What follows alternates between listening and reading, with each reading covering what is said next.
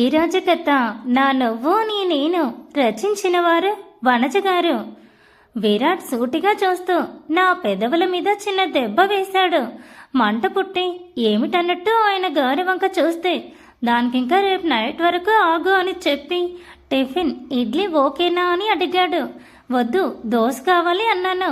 ప్లేట్లా అన్నీ ఉన్నా దోశ లేకపోవడంతో నా వంక చూసి ఇడ్లీ ముక్క తుంచి నోట్లో పెట్టాడు. మూతి తిప్పేసి విరాట్ పెట్టింది తిని నువ్వు తినవా అన్నట్టు చూశాను. నేను జ్యూస్ తాగుతానని చెప్పి తన గ్లాస్లో నాకు కూడా వాటా ఇచ్చి నా వైపు చూస్తూనే ఉన్నాడు. విరాట్ చెప్పే వరకు ఆగచ్చు కదా. ఊహు, అలా ఆగితే నేను పండును ఎందుకు అవుతాను? అందుకే ఏంటి విరాట్ అలా చూస్తున్నావు? ఇంత అందమైన భార్య నీకు వచ్చినందుకు షాక్ అయ్యావా అని అడుగుతుంటే షాక్ ఎందుకు? ఆల్రెడీ ఈ చీముడు ముక్కి నా వైఫ్ అని నేను ఆల్రెడీ ఫిక్స్ అయిపోయాను కదా అని చెప్పి నా ముక్కు పట్టుకుని లాగాడు. నేను బాగున్నానని చెప్పుకున్నా కానీ నాకంటే విరాట్ ఇంకా చాలా అందంగా ఉంటాడు కాబట్టి అతని బుగ్గకి మళ్ళీ ముద్దు పెట్టకుండా ఉండలేకపోయా. ఏంటి పెళ్లికి ముందు ముద్దంటే ముడుచుకుపోయేదానివి, ఇప్పుడు తెగ కోఆపరేట్ చేస్తున్నావు, నువ్వే పెడుతున్నావు, ఏంటి సంగతి అని విరాట్ అడగటంతో ఏం లేదు, మా ఆయనని చూసి ముద్దొస్తుంటే ముద్దు ఇవ్వకుండా ఎలా ఉండగలను అని నేను చెప్తూ విరాట్ వంక ప్లీజ్ అన్నట్టు చూస్తూ ఉంటే అంతలో సాత్విక వదిన వచ్చి అన్నయ్య ఇంక ఇంటికి బయలుదేరాలంట అని చెప్పింది. సరే వస్తున్నాం పద సాత్వి అని చెప్పి ముందు నన్ను పైకి లేపాడు విరాట్. అప్పటి వరకు చూసుకోలేదు కానీ అబ్బో ఒంటి మీద చాలా బరువుగా ఉంది. నన్ను నేను చూసుకుంటే ఒకసారి అంటే మీకు నేను ఎలా రెడీ అయ్యానో చెప్పలేదు కదా, అప్పుడు నాకున్న బాధ అలాంటిదిలే. గంధం పింక్ గోల్డ్ కలర్లో బంగారం జరీతో చేసిన చీర, elbow and deep neck blouse with bridal మగ్గం డిజైన్, హారం కాసుల పేరు లాంగ్ చైన్, ఇంకో 2 డబ్బుల్లో ఏవో లక్ష్మీదేవి టెంపుల్ కమ్మలు, చంపస్వరాలు బంగారు జడ plus Lakshmidevi hair clip, Lakshmidevi dollar ఉన్న పాపటి బిల్ల, డిక్కీ దాటి సవరం పెట్టి అల్లిన జడ, ముందు ఒడిబియ్యం, కాళ్ళకి 3 వేళ్ల వెడల్పుతో పట్టీలు, చేతుల కాళ్ళకి ఫుల్ మెహందీ, చేతులకి బంగారు గాజులు 6, వాటి మధ్యలో ఎరుపు పచ్చ మట్టి గాజులు, మధ్యలో హ్యాంగింగ్స్, నుదుటిన కళ్యాణ తిలకం, కింద కుంకుమ. ఇవన్నీ బంగారం ఒక ఎత్తు అయితే అన్నిటికి మించి ఆడదాని ఐశ్వర్యం 5 రెట్లు పెంచేసి మెడలో నగలు అన్ని డామినేట్ చేసి అతిథిలో వచ్చి ఆయువు తీరే వరకు నాతోనే ఉండి పుట్టింటి మెట్టింటిని కలిపే ఒక దారంలో గూర్చి విరాట్ నాకు కట్టిన పచ్చని పసుపుతాడు, కాళ్ళకి వన్నె తెచ్చే వెండి మెట్టలు, నా ముఖాన్ని మార్చేసే పాపిట్ల సింధూరం. ఇదన్నమాట ఓవరాల్ మన వేషధారణ. విరాట్ ఎలా ఉన్నాడో తెలుసుకోవాలి అనుకుంటున్నారా? వైట్ పంచె, వైట్ షర్ట్, మెడలో 2 చైన్స్, కుడివైపు చేతికి బ్రాస్లెట్, ఎడం వైపు costly branded watch, engagement ring, ఇంకోటి ఏదో రింగ్, ఒక కాలికి మెట్టి. మా సైడ్ పెళ్లి కొడుకు కూడా ఒక కాలికి మెట్టే ఉంటుంది. 16 రోజుల పండుగ తర్వాత తీసేస్తారు, అందుకే విరాట్కి కూడా ఉంది. నుదుటిన బాసికం, కళ్యాణ తిలకం, ఇద్దరికీ సేమ్ బట్ డిఫరెంట్ లాగా బుగ్గన చుక్క. ఆకాశతార భూలోక విహారానికి వచ్చినట్టు నేనంటే తారల మధ్య ఉన్న ఆ చందమామి భువికి దిగి వచ్చాడా అన్నట్టు విరాట్. ఏది ఏమైనా ఇద్దరం సూపర్ జోడీ అబ్బా అని నేను ఊహల్లో, అదే నిజంగా మీకు చెప్తున్నంతలో విరాట్ నన్ను బయటకు తీసుకువెళ్ళాడు.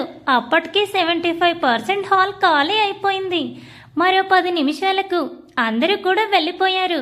ఇప్పుడు కేవలం మా ఫ్యామిలీస్ ఇంకా ప్రశాంత్ అనే ఫ్యామిలీ మాత్రమే ఉన్నారు.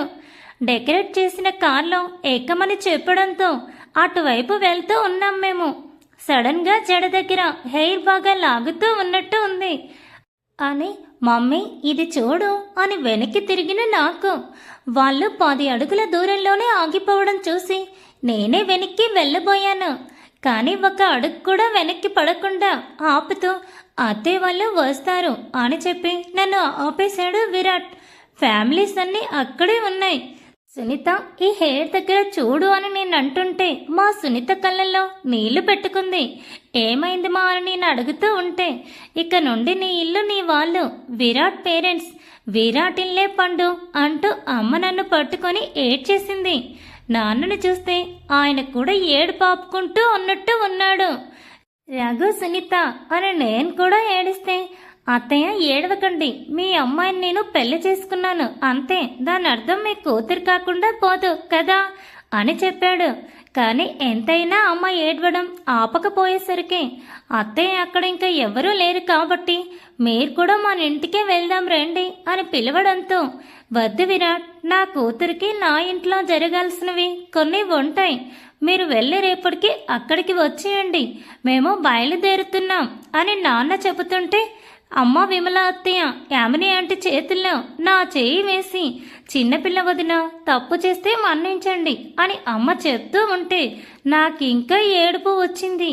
అవేం మాటలు సునీత, వసు నాకు కోడలైన కూతురుతో సమానం, అయినా అది ఎక్కడికి వెళ్తుందంట, మన ఇంటికే కదా, మనం అందరం ఒకే ఫ్యామిలీ కదా అని విమల అత్తయ్య ధైర్యం చెప్పడంతో, జాగ్రత్తరా అని చెప్పి నా చేయి వదిలింది మా సునీత. నాకింకా ఏడుపు వస్తుండటంతో అత్తయ్య మామయ్య జాగ్రత్త అని చెప్పి నన్ను తీసుకుని కార్లో కూర్చోబెట్టాడు విరాట్. ఏడుస్తూ అలాగే విరాట్ భుజం మీదకి వాలిపోయి కళ్ళు మూశాను.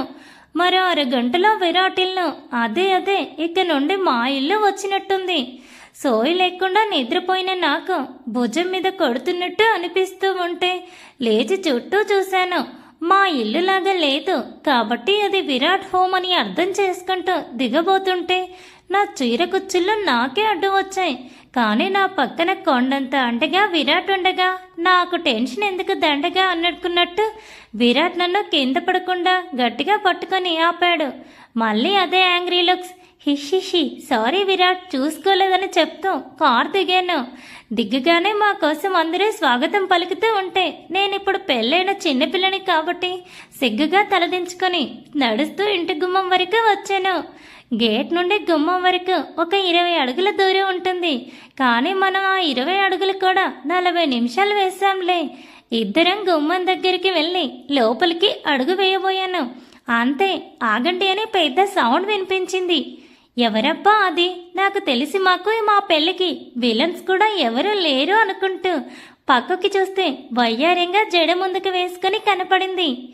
ఏంటి సాత్వి అని విరాట్ అడగటంతో, ఆడపడుచు కట్నం అన్నయ్య, అది ఇచ్చారు, మరిప్పుడు గిఫ్ట్ రాబట్టుకోవాలి కదా అని అడగటంతో, పేర్లు చెప్పి లోపలికి పంపిస్తాం అంతే కదా వదిన అని ఆ వదిన పెళ్లిలో చూసిన అనుభవంతో అడిగితే, ఎస్ వదిన అని నన్ను ఇమిటేట్ చేస్తూ అంది సాత్వి వదిన కూడా. తన దగ్గర ఉన్న ప్లేట్ అడ్డుగా పెట్టి, అన్నయ్య ముందు నువ్వు చెప్పు అని అడిగింది వదిన. విరాట్ నా చుట్టూ చేయవేసి, నా పేరు విరాట్ వర్మ, నా భార్య వసుధ వర్మతో ఇంటికి వచ్చాను అని చెప్పాడు విరాట్. ఏమాత్రం జంకకుండా, పైగా నా చుట్టూ కూడా చేయవేసి, మా అన్నయ్య చెప్పేశాడు వదినమ్మ, ఇప్పుడు నీ సంగతి ఏంటి అని వదిన అడగటంతో, నా పేరు వసుధ, నేను నా భర్త వి, అంతే, ఇంక నోటి మాట రాలేదు. ఎన్నిసార్లు విరాట్ అని పిలిచి ఉంటాను, కానీ ఇప్పుడు నోటికి రావడం లేదే అనుకుంటూ నేనుంటే విరాట్ నా చేయి పట్టుకొని చిన్నగా ప్రెస్ చేసేసరికి ఒకసారి కళ్ళు మూసుకుని తెరిచి, ఏమని చెప్పాలమ్మా వదినమ్మా, మీ అన్నయ్య పేరు ఎవరో తెలియని వాడిగా పరిచయమైన బ్లౌజ్ అబ్బాయనా, లేక ఆ బ్లౌజ్ అబ్బాయి పేరు తెలుసుకున్న నానిగానా, లేక వర్మ అంకుల్ కొడుకుగా పరిచయమైన నాని బాబు అనా, ఫైనల్ గా నా మనసు దోచుకున్న దొంగ మీ అన్నయ్య విరాట్ వర్మ అనా, ఏ పేరుతో చెప్పమంటావు ఇంకా అని నేను అడగటంతో సాత్వి వదిన కళ్ళు తిరిగినట్టు పడిపోబోయి డోర్ పట్టుకుని ఆగి, ఇక చాలమ్మా, ఆడపడుచుకి కానుక చెల్లించి ఇంట్లో కుడిపాదం పెట్టి వెళ్ళమ్మా అని వదిన చెప్పేసరికి కానుక అంటూ విరాట్ వంక చూశాను. యువర్ పండు ఈస్ బ్యాక్ విత్ అల్లరి. Thanks for watching. Please subscribe my channel for more videos.